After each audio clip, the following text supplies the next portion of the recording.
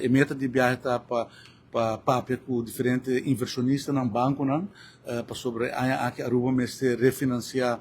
parte de débito de Aruba, de débito nacional. Em 2026 tem uma suma de 506 milhões de florins que começa a pagar back no banco internacional e banco local. E a parte externa, dos débito que a Aruba tem com o banco internacional, que suma total de 160 milhões de dólares, que nós temos que pagar aqui de primeiro 2 quartais de 2026 e a nossa intenção está para primeiro que midterm elections na América start full para nós ter nos préstamos rond e assim por cumprir com a obrigação que a Aruba tem que deve no ano passado. De caso aqui está suma de 160 milhões de dólares e nós decidimos que nós bloquear parte com banco inversionista americano que tradicionalmente está presta a Aruba para esse tipo de deal aqui, pero também nós quer alocar porção de débito com o inversionista europeu como parte de nossa estratégia para minimizar risco e ter mais opções no mundo de capital. Dessa maneira, eu menciono sempre, a Aruba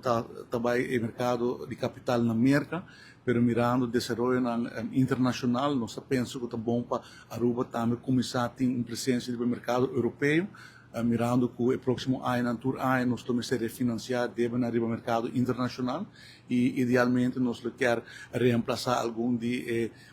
inversionistas agregar inversionistas europeus também no nosso portfólio, para assim nós mitigar os riscos, algo por causa de qualquer dia no mercado de capital americano. Eu tenho opção com inversionistas europeus, mas não me conhecemos o país, então de parte que nós trabalhando em Londres, Amsterdam, para topar com diferentes inversionistas europeus, para introduzir na préstamo de 160 milhões de dólares que nós vai ao mercado com aqui e também é uma América nós vai sinta com diferente de inversionista institucional, fundo de pensão, companhia de inversão para percorrer para base mais amplo de inversionista. Essa aqui está a meta principal de viagem e nós esperamos que o primeiro fim de abril nós temos a transação aqui completar, para assim nós por cumprir com o